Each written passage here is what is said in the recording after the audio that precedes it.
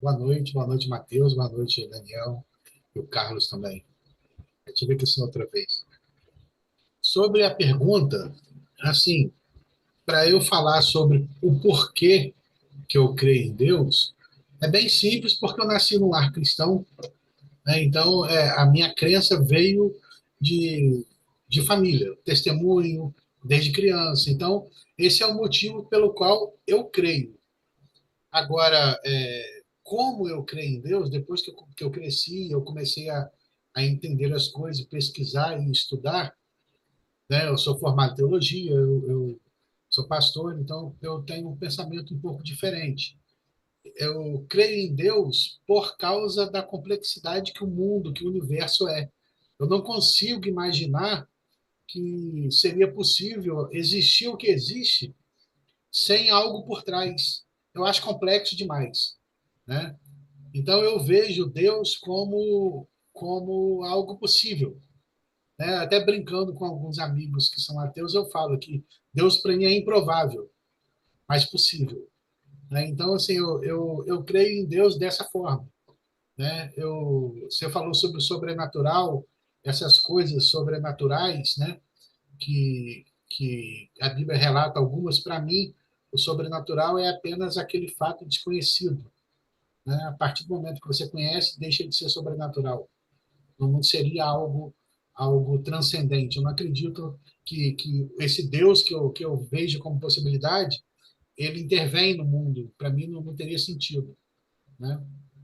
Então, assim, eu creio em Deus por causa da vida da minha família. Foi de lá que veio essa crença, essa fé. Mas eu não creio em Deus desta forma que a maioria das pessoas acreditam como um ser que atua e faz quando quer e faz milagre aqui e salva um aqui. Eu não acredito em Deus dessa forma. Eu creio Mas em você Deus acha como. que ele seria meio indiferente, ou pelo menos ah, inativo, meio Eu alheio a não vejo, eu tudo? não vejo, eu não vejo isso como indiferença. Eu só acho que qualquer ação de Deus no mundo que a gente vive ia ferir a nossa liberdade.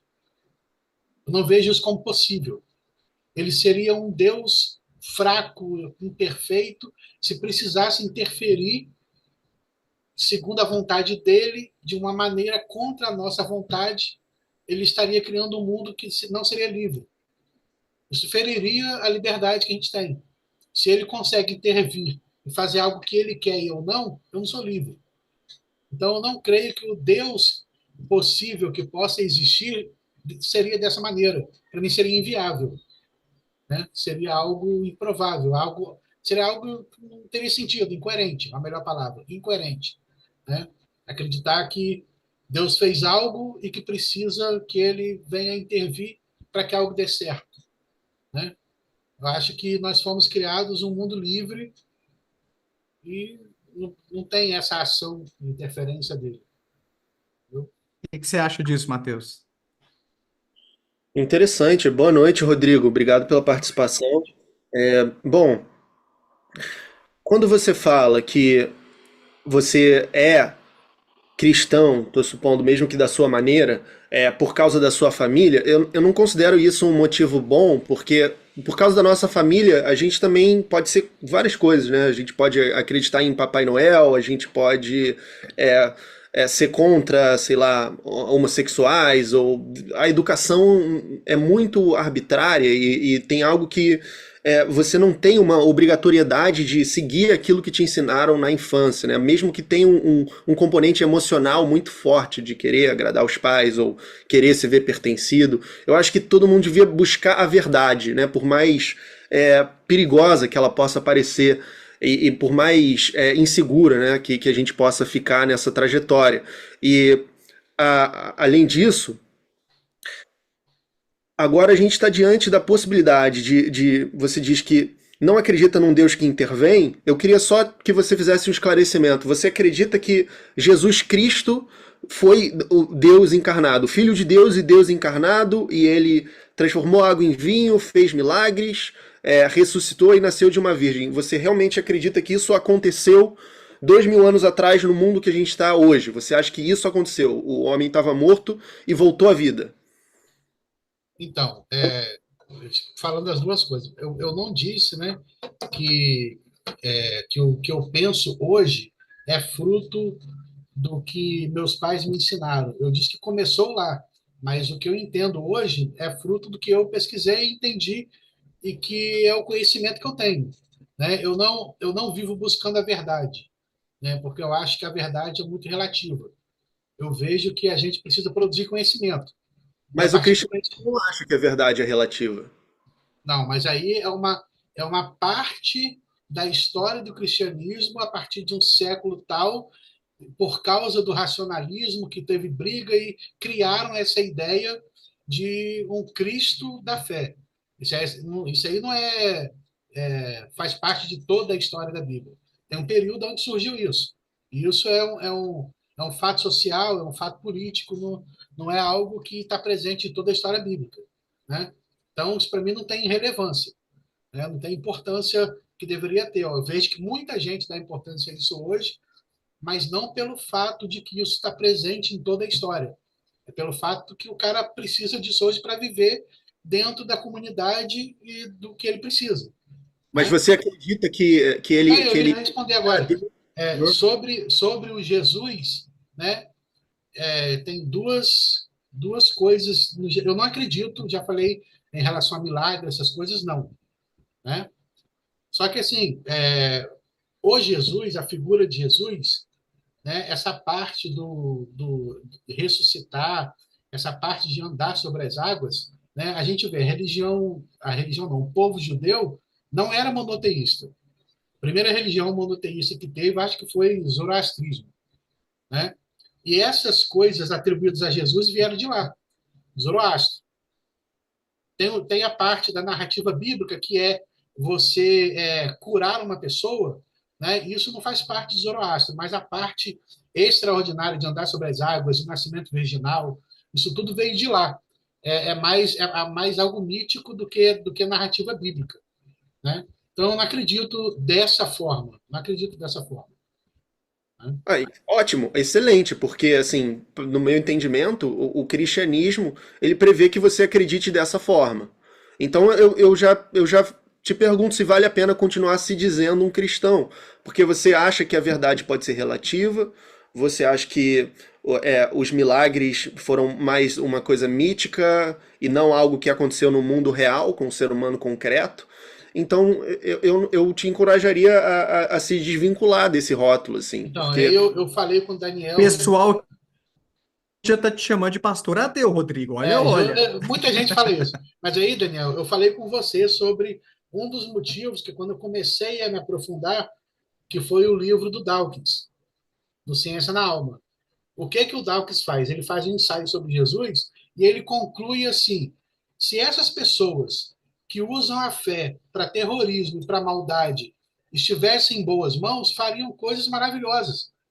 Então, eu prefiro estar no meio desse povo tentando fazer com que essas pessoas que usam essa fé de uma maneira errada possam conduzi-la para um lado bom.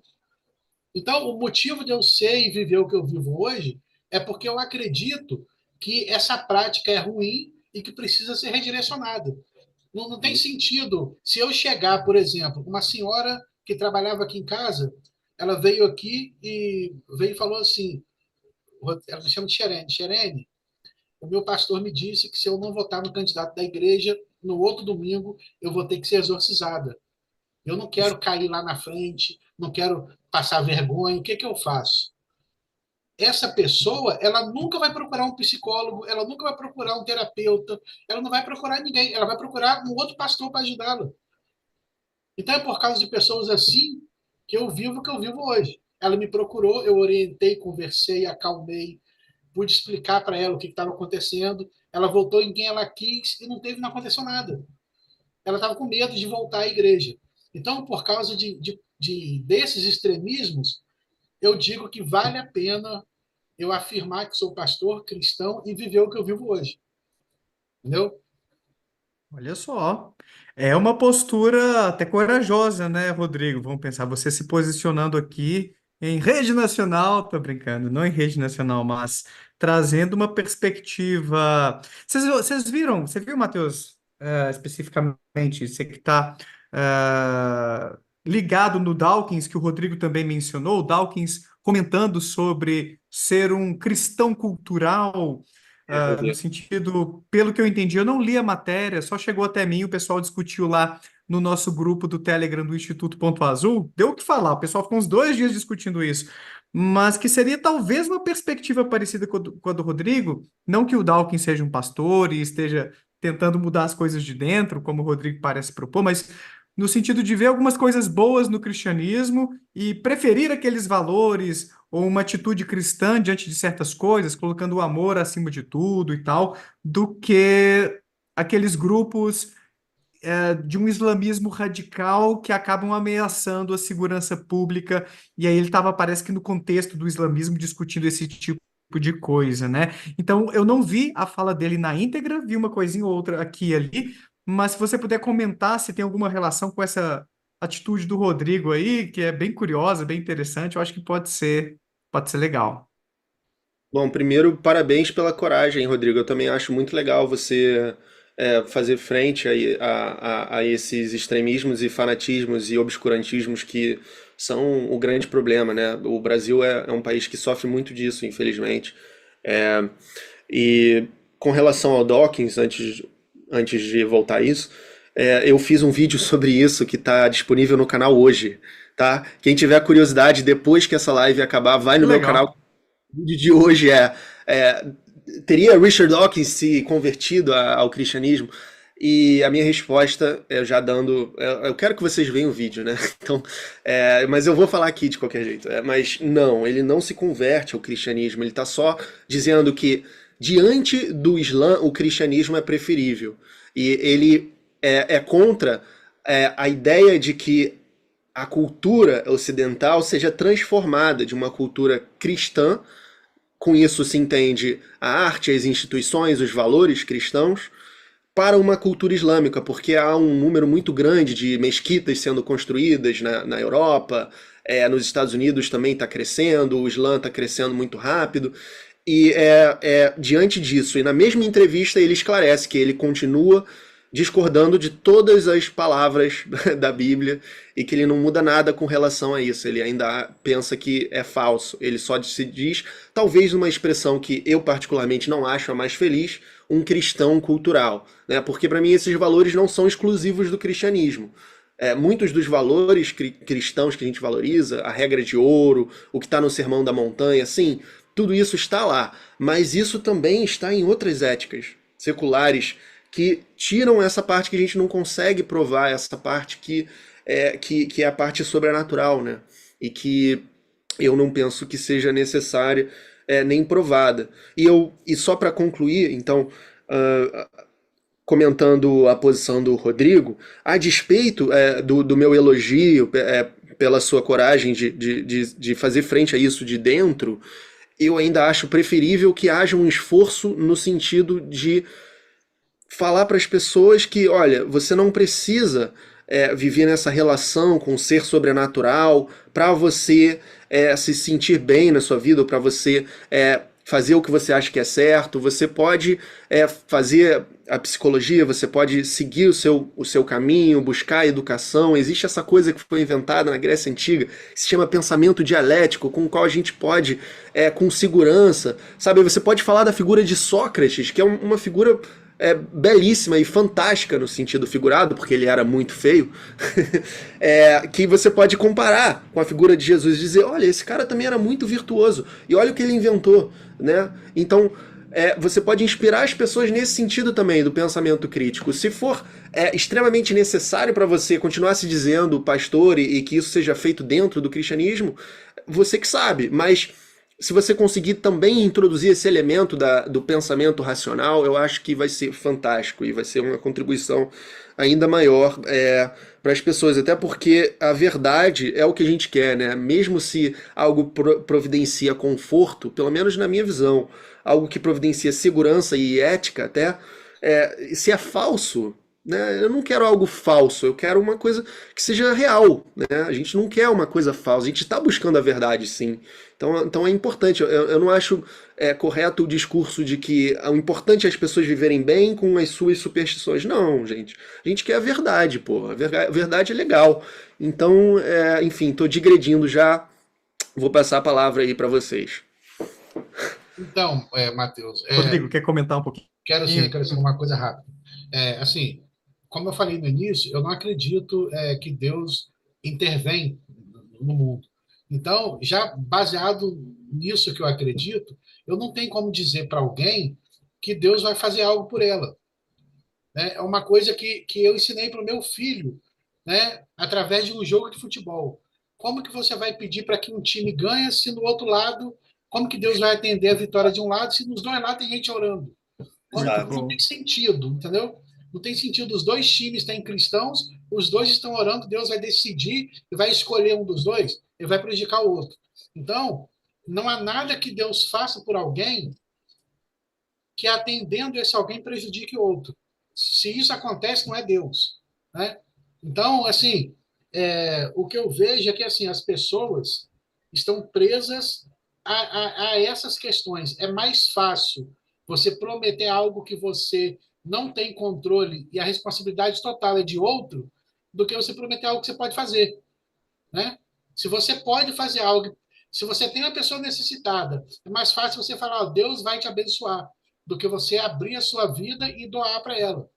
Então, isso é o que eu brigo, né, contra e denuncio, e a minha prática é essa, né? Quando eu fui ordenado ao ministério, eu fui orador da turma. E a mensagem foi: quanto mais eu estudo sobre Deus, menos eu preciso dele e mais eu preciso de você. Era a mensagem que eu preguei, falando que quanto mais eu olhava para Deus, mais eu via que menos dele eu precisava e mais eu precisava um do outro. Então, eu comecei a caminhada com essa mensagem. E é o que eu tento viver até hoje, né? Eu vejo mais ou menos a vida dessa forma. Rodrigo, qual é a probabilidade de existir esse Deus que criou tudo que existe e sustenta este universo, mesmo não interferindo nele, como você está colocando, na sua avaliação? Você falou assim que para você Deus não é provável. É possível, mas não é muito provável. Qual Sim. seria essa probabilidade? Como é que você estima isso aí? Escalinha de 0 a 100. Eu nunca me preocupei em fazer isso, Faça né? agora. Não, eu não consigo, sabe por quê? Tô curioso, tô Então, por curioso, quê? homem, me diz. Por que que tem um dos pensadores e teólogos e pastores e filósofos que eu gosto, que é o Tillich, né? O Tillich, ele é alemão, luterano, e ele afirma que tudo aquilo que você tentar falar sobre Deus é menor do que o que ele é. Então, não tem como. Eu não me vejo eu não me vejo, não acho possível eu falar e medir algo. Eu estaria colocando Deus a um nível que para mim isso não satisfaria, entendeu? Eu Tudo não, bem. não- Agora, na sua visão, esse Deus seria um Deus pessoal, que pensa, sente, se importa com a gente, ou seria uma energia meio abstrata, digamos assim? eu vejo, não assim, pessoal, mas humano. Eu não penso em Deus como algo pessoal, mas algo humano. Eu creio que, aí já falando de fé, né? Como a Bíblia diz que nós somos feitos à imagem e semelhança de Deus, né? Eu não creio nisso de forma literal, mas eu vejo que a nossa humanidade é um pouco dele. Nós não somos deuses, mas Deus é humano. A nossa humanidade tem um pouco de origem nele. É mais fácil Deus ser humano do que eu ser um Deus. Não estou falando de matéria, estou falando de humanidade. Né? Humanidade que eu estou falando Pois é, mas o é de que serviço. define a humanidade? Humanidade vamos supor, o que Jesus tentou fazer, né, que a Bíblia relata, era nos tornar mais humanos. Né? Eu me preocupar mais com o próximo, eu saber que sozinho eu não existo, eu não sou ninguém, que eu tenho que viver buscando também o bem do próximo, me dedicar Você podia é algo dizer, mais humano. você podia dizer que ser humano é o contrário disso. Ser humano é buscar mais o mal pro próximo, buscar mais focar só em você mesmo. Poderia. Então, por que que você, né, você não tem uma justificação para escolher que ser humano? Isso, por isso que eu falei que é fé, entendeu? Por isso que Então, enquanto acontecer, eu falei de fé. Eu não falei que é algum tipo de conhecimento, que tem alguma coisa falando sobre isso. Já mas então, é fé, é uma coisa que eu penso como possível, entendeu? mas aí tem uma arbitrariedade, você concorda comigo? Que você escolheu arbitrariamente fé que ser humano é ser isso. E olha, eu também eu sou a favor da ética, do altruísmo, tá? De todos esses valores, mas eu só estou dizendo que você não ofereceu um argumento que desse uma justificativa para essa ideia de humanidade ser, né, o bem e não o mal. Alguém poderia chegar e dizer, não, a humanidade é o mal. A humanidade. E que tem vertentes assim, né? Enfim. Tem sociedade. Eu tenho um missionário, Dom Richard, que foi numa sociedade onde fazer o bem era trair de uma maneira mais perfeita. Quem traísse melhor era o melhor, o mais querido, né, daquela sociedade.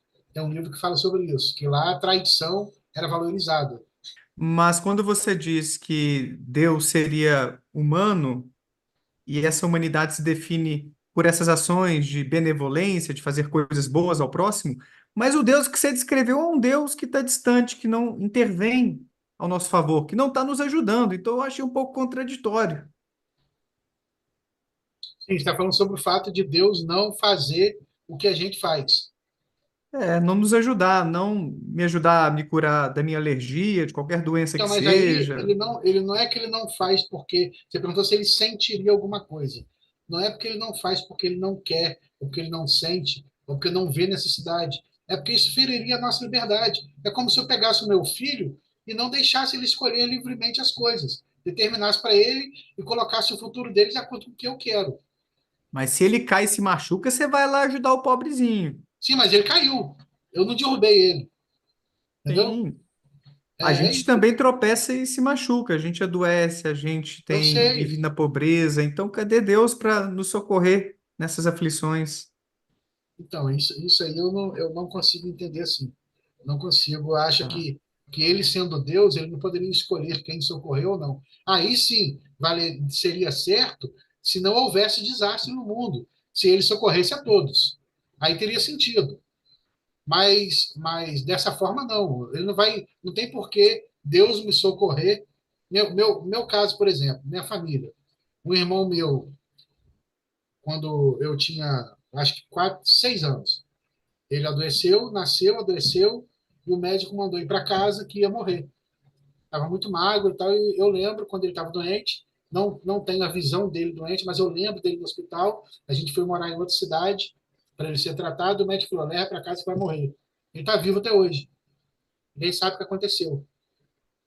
Alguns anos depois, minha mãe teve outro filho, o médico falou a mesma coisa, vai morrer, não tem jeito. Se ele sobreviver, vai ser paraplégico, não vai falar. Esse morreu. Foi Deus que escolheu salvar um e matar o outro? Não tem sentido.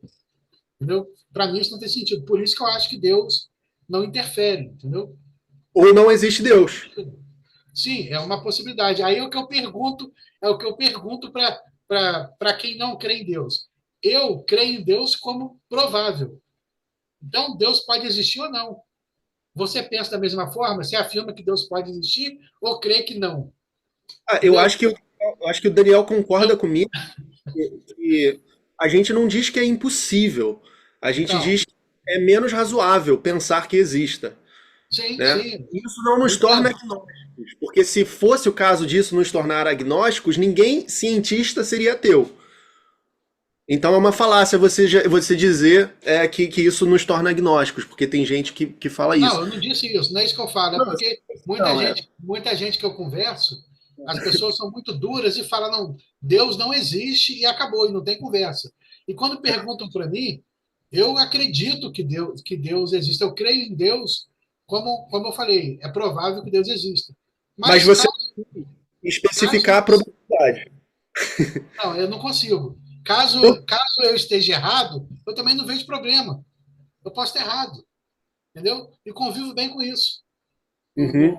não vejo dificuldade em estar errado no que eu estou afirmando. Não tem dificuldade. Sim. Talvez você não queira abandonar a crença em Deus. Talvez parte disso é, tenha a ver com você não querer estabelecer o grau de probabilidade, tem a ver com você não querer abrir mão, de você temer, você ver que é menos provável do que você pensava que era, e você ser racionalmente forçado a abrir mão sem querer abrir mão. Isso é uma. Eu não estou falando que você tá sendo irracional nem nada disso, tá? Eu achei muito interessante a sua cosmovisão. Mas eu só estou dizendo que você não me parece preocupado com a verdade, o quanto eu gostaria que fosse, assim. Me parece mais ser uma coisa de uma necessidade de ter um Deus, né? E de ter uma fé, né? Mas eu te encorajo, você pode ignorar totalmente, não tem problema nenhum, a buscar esse compromisso com a verdade. Talvez não seja Deus, talvez sejam verdades necessárias que existem ontologicamente, o bem, o mal, enfim. Talvez isso não precise ser chamado de Deus, né? Já que você nem acredita que um Deus que interfere exista, então não é muito diferente, né? Então é só Não, o isso, mas termo para mim não interfere. Assim, um exemplo prático, em relação à Bíblia, em relação à história. No primeiro século, no segundo século, quando alguém tinha uma doença, um ataque de epilepsia, por exemplo, o que, que era dito sobre aquele caso? Demônios. Era então, demônios. Quem que dizia isso? A própria ciência. não era ciência, né? Não era ciência como é hoje, mas era ciência da época, certo? Não, Sim. não exatamente. Alguns estudiosos, No talvez, segundo mas século, então, no segundo século, no terceiro século já tinha É. o início da ciência. Não é como é hoje a medicina, a psicologia, não é. Mas o conhecimento que eles tinham na época atribuía a algum Deus. Né? Isso mudou, o conhecimento avançou, a gente sabe hoje que não é. Então não tem nada de absurdo na Bíblia ter relatado fatos de pessoas que passaram horas mortas e depois ressuscitaram, entre aspas. Porque era o conhecimento que eles tinham. A pessoa desmaiou, morreu, teve um ataque de epilepsia, estava um demônio, alguém chegou, orou, foi um milagre. Naquela época foi um milagre. Hoje a gente sabe que não foi. Mas o relato tem que ser como? O relato é de acordo com a época. Entendeu? Então eu não vejo absurdo nessas coisas. Né? Eu vejo absurdo nessas coisas, porque no caso de Jesus tem toda uma narrativa da ressurreição. É muito claro que ele estaria renascendo, né, depois do terceiro dia, depois tem a ascensão. Então isso não é algo que poderia ser confundido como, sei lá, ele deu um pulo, né, e aí achavam que ele estava subindo para os céus, ou que ele passou 3 dias desmaiado. Ninguém passa 3 dias desmaiado assim, né? Assim, então tem toda uma construção de uma figura divina ali, que possivelmente o próprio Jesus que provavelmente existiu, segundo pessoas como Bart Ehrman, nunca afirmou ser, né, um ser divino. Então há uma construção ali. E esse tipo de argumentação que você usou agora, de colocar numa escala temporal e num contexto temporal o tipo de justificação que era fornecida, me parece ser um recurso para legitimar uma fé arcaica, justamente, uma fé de um tempo que não combina mais com o progresso que houve, como você bem mesmo reconheceu, para que ele continue sendo afirmado na sociedade. Não, o Deus existe sim, só que lá está escrito desse jeito porque as pessoas não entendiam a ciência direito. Se entendessem hoje, iam falar outra coisa.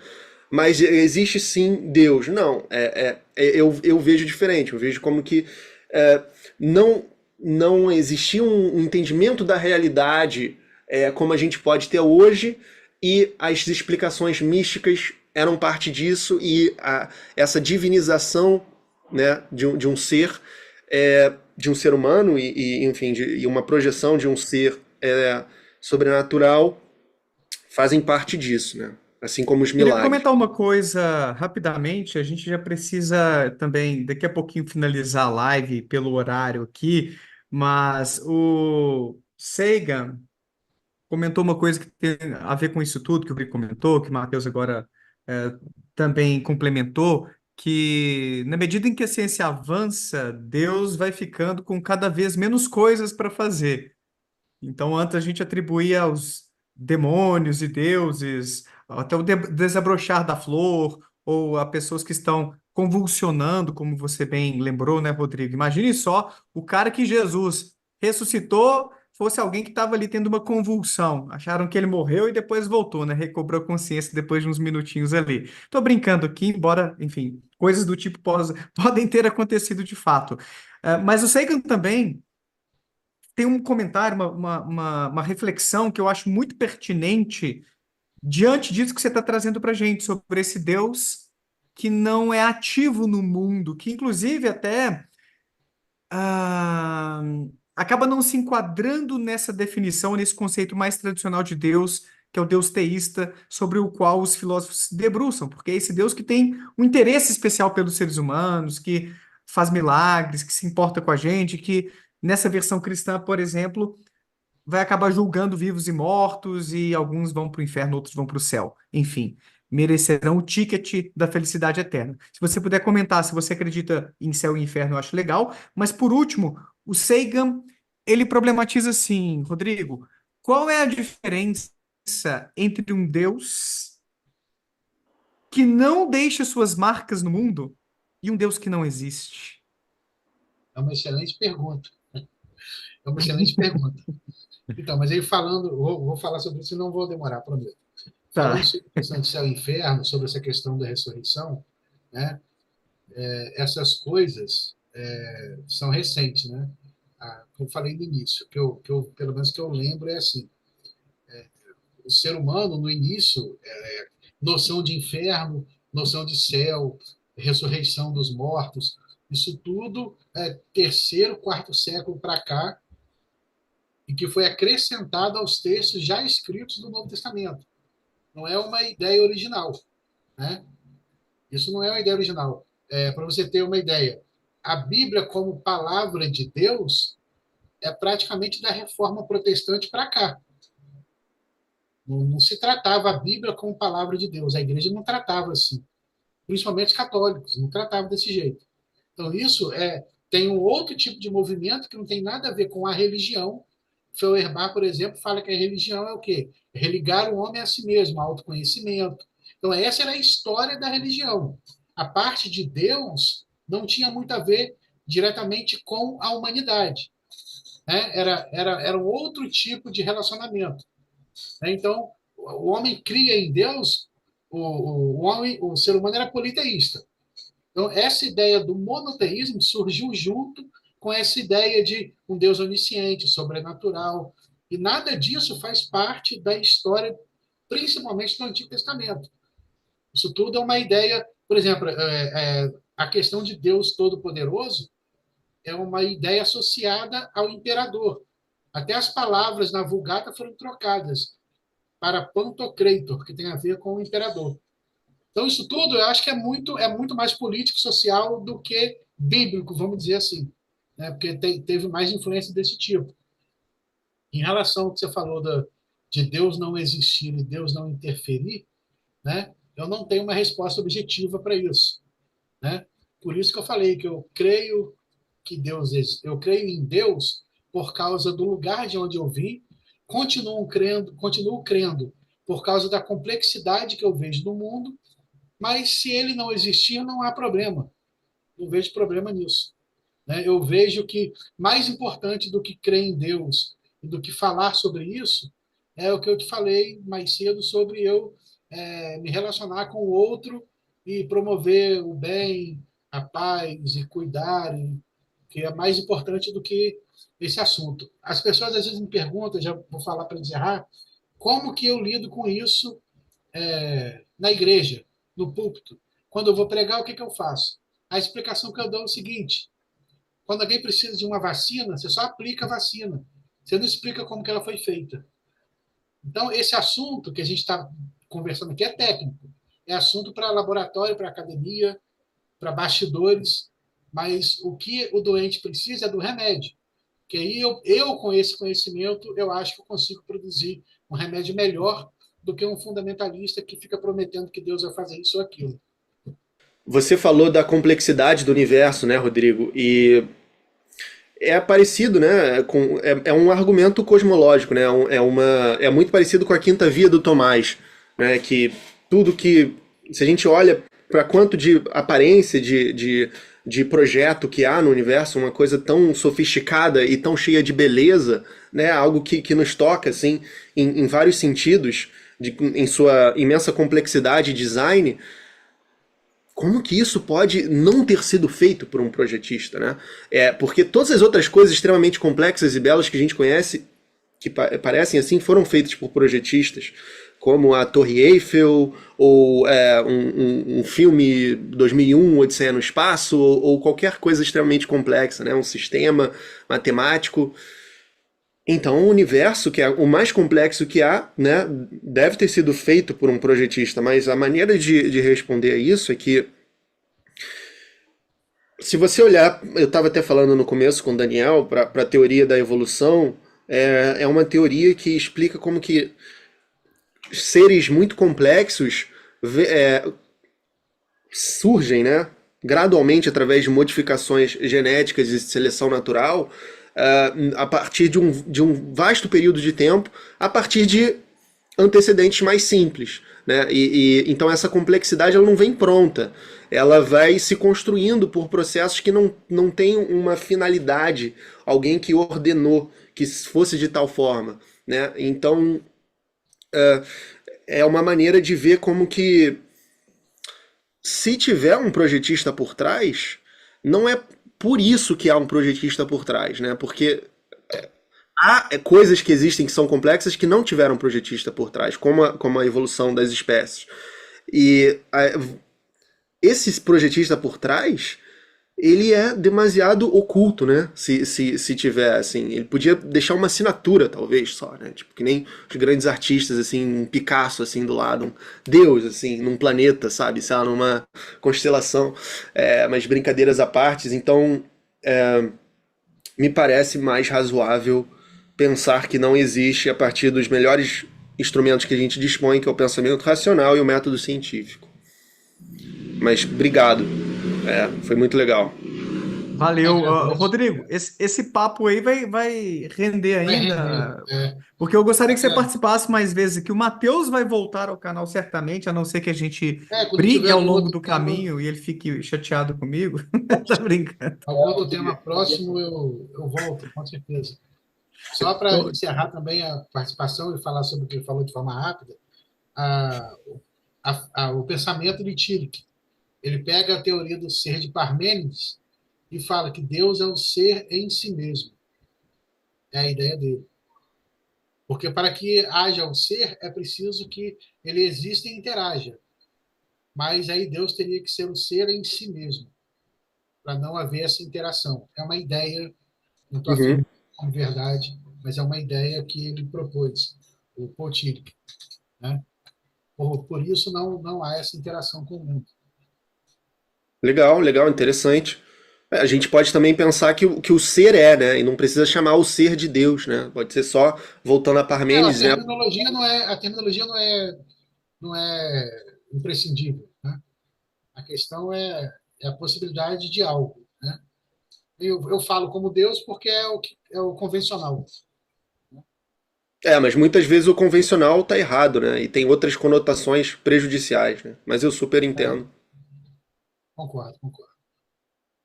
Mas é isso aí. obrigado, Antão Bom estar Souza, aqui. pelo super sticker aqui também. Obrigado, Rodrigo, pela segunda participação aqui no canal. Volte sempre, tomara que você curta os cursos lá.